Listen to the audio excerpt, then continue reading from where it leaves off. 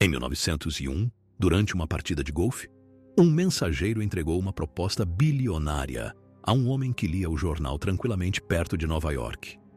Ele aceitou ali mesmo. Ao fechar o negócio, ouviu do comprador uma frase que ficaria para sempre associada ao seu nome: "Você acabou de se tornar o homem mais rico do mundo." Menos de 50 anos antes, esse mesmo homem trabalhava 12 horas por dia, 6 dias por semana, numa fábrica de tecidos, por $1,20 semanais. Ele era um imigrante escocês, filho de um tecelão que perdeu o próprio ofício para uma máquina. E décadas depois, ironicamente, seria ele quem ergueria o aço que construiu as máquinas, as pontes e os trilhos da América moderna. Essa é a história de Andrew Carnegie, o homem que construiu um império e depois passou os últimos 18 anos da vida tentando provar que merecia tê-lo construído. Andrew nasceu em 25 de novembro de 1835, numa pequena casa de pedra de um cômodo só, em Dunfermline, na Escócia. O pai, William, era tecelão manual, um ofício orgulhoso, transmitido de geração em geração, até que na década de 1840, teares mecânicos a vapor chegaram à cidade, e o trabalho manual de William se tornou, da noite para o dia, obsoleto. A família mergulhou na pobreza. Foi a mãe, Margaret, mulher de vontade forte, quem tomou a decisão que mudaria tudo. Em 1848, aos 13 anos, Andrew embarcou com os pais rumo aos Estados Unidos para se juntar a uma colônia de escoceses na Pensilvânia. A travessia levou semanas, apertados no porão do navio, pobres como eram. A família só se manteve de pé, graças à generosidade de parentes distantes e de outros imigrantes escoceses que já tinham feito a mesma travessia antes deles. Lá, o garoto começou a trabalhar imediatamente como operador de bobinas numa fábrica têxtil, repondo carretéis de linha nos teares, do amanhecer ao anoitecer, 6 dias por semana, por $1,20 semanais. Mas havia um refúgio. Um coronel aposentado chamado James Anderson abria sua biblioteca pessoal de graça para os garotos trabalhadores da cidade. Andrew se tornou um dos visitantes mais assíduos. Foi ali que descobriu, maravilhado, a história e os ideais democráticos do novo país que agora chamava de lar. Décadas mais tarde, ele diria que aquelas tardes moldaram tudo o que viria depois, e que nenhum homem rico jamais lhe dera tanto quanto aquele coronel que simplesmente abriu a porta de sua biblioteca para um garoto pobre. Em 1849, Andrew trocou a fábrica têxtil por um emprego como mensageiro numa companhia telegráfica. Ensinou a si mesmo o código Morse. Aprendeu a decifrar mensagens só de ouvido, uma habilidade rara, e foi promovido a operador. Foi assim que chamou a atenção de Thomas Scott, superintendente da ferrovia da Pensilvânia em Pittsburgh, que o contratou como operador telegráfico pessoal e secretário. Carnegie absorveu tudo, como o negócio funcionava, como se calculava risco, como se lia um balanço. Subiu rápido. Aos 24 anos, já ocupava o próprio cargo de Scott, como superintendente. Foi ali também que aprendeu a fazer o dinheiro trabalhar por ele. Investiu em vagões-leito, pontes de ferro, poços de petróleo. Aos 30 anos, deixou o cargo na ferrovia e, junto com o próprio Scott e outro executivo, organizou secretamente uma série de empresas que passaram a fornecer matéria-prima e construir pontes de ferro para a mesma ferrovia onde ele havia trabalhado. Um esquema de contratos internos que hoje seria chamado, sem meias palavras, de conflito de interesse. Depois da Guerra Civil, a América precisava reconstruir e expandir suas ferrovias, pontes, trilhos, estruturas inteiras. Carnegie adotou o processo Bessemer, uma tecnologia que produzia aço mais barato e mais rápido que qualquer concorrente, e levou a obsessão por eficiência um passo além. Comprou as minas de onde vinha o minério, os trens que o transportavam e as usinas que o transformavam em aço. Ele não dependia de mais ninguém na cadeia e praticamente ninguém conseguia competir com seus preços. Em poucas décadas, a Carnegie Steel se tornou a maior e mais lucrativa produtora de aço dos Estados Unidos. O aço que saía de suas usinas viraria a espinha dorsal da expansão americana.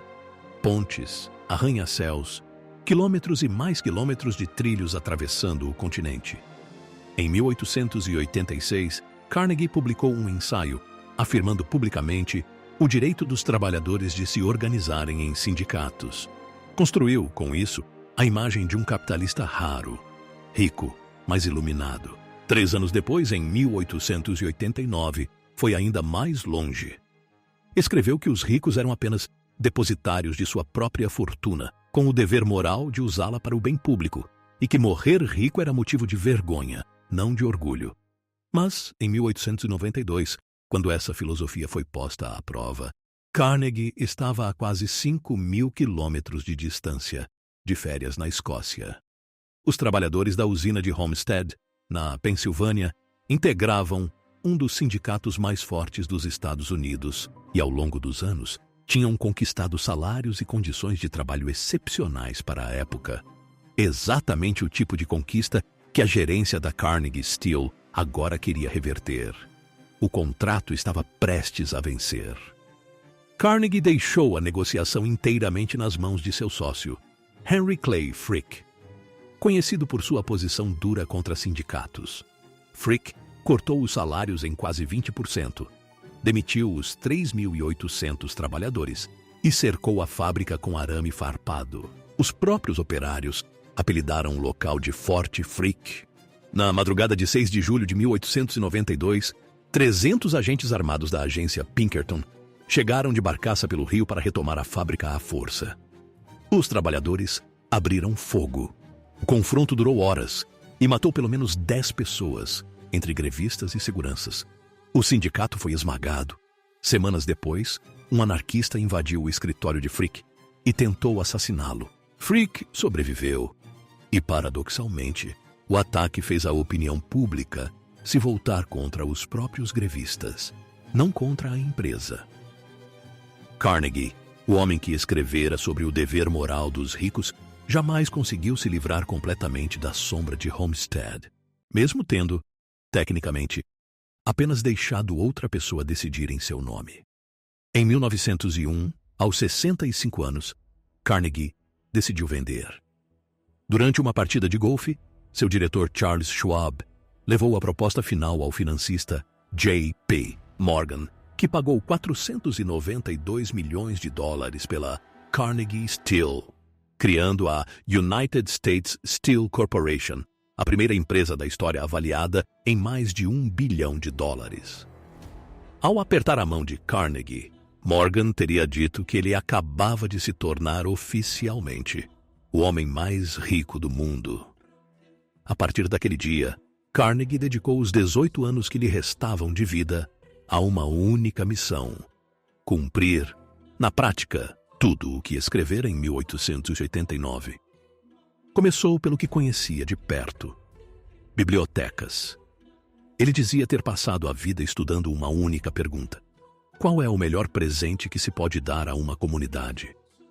E lembrando do coronel que abrira as portas de sua biblioteca pessoal para um garoto pobre em Allegheny, chegou à mesma resposta todas as vezes. Financiou a construção de 2.509 bibliotecas públicas ao redor do mundo, mais de 1.600 só nos Estados Unidos, sempre com a condição de que a comunidade local se comprometesse a mantê-las funcionando.